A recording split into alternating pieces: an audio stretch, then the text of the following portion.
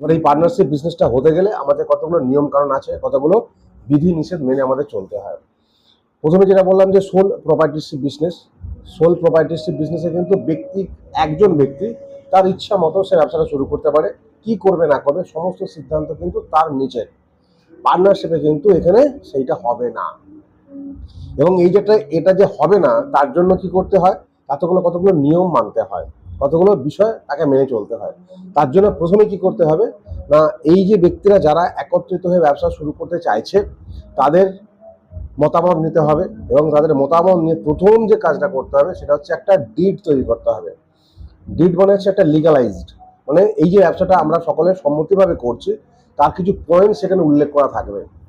সেই পত্রে উল্লেখ থাকবে যে আমরা কতজন মিলে ব্যবসাটা শুরু করছি, আমরা কি উদ্দেশ্য নিয়ে ব্যবসাটা শুরু করছি, প্রত্যেকটা সদস্যদের কাজ কি থাকবে, প্রত্যেকটা সদস্য কি পাবে, লস হলে সেক্ষেত্রে কি রেশিওতে সেই লসটা তারা বন্টন করে পরিশোধ করবে, মানে লাভ এবং লসের একটা নির্দিষ্ট পরিমাণ রেশিও এখানে উল্লেখ করা থাকবে।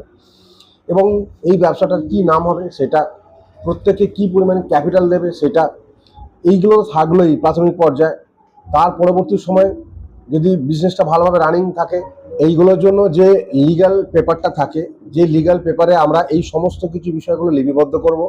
লিপিবদ্ধ করার পর একদম সকলে মিলে সম্মতিক্রমে সেই জায়গায় আমরা স্বাক্ষর করব, যাতে আমরা প্রত্যেকেই এটা স্বাক্ষর রইল, সম্মতি রইল। ভবিষ্যতে যদি কোনো রকম ব্যবস্থা তৈরি হয়, মানে কোনো রকম অশান্তি সৃষ্টি হয়, কোনো রকম প্রবলেম ক্রিয়েট হয়, তখন কিন্তু এই যে লিগ্যাল পেপারটা তৈরি হলো যেটাকে আমরা বলবো ডিড, এই ডিড দেখে আমরা বলবো দেখো এই তোমার সঙ্গে কন্ডিশন ছিল, এই শর্ত ছিল, এই শর্ত সাপেক্ষে তুমি কিন্তু আমার সঙ্গে ব্যবসায় এসেছিলে।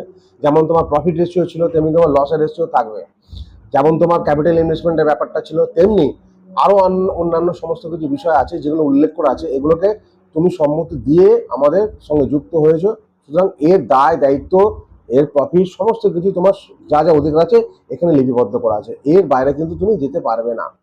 এই জন্য এটা একটা ডিড করার প্রয়োজন আছে। এটা গেল প্রথম পর্যায়ে।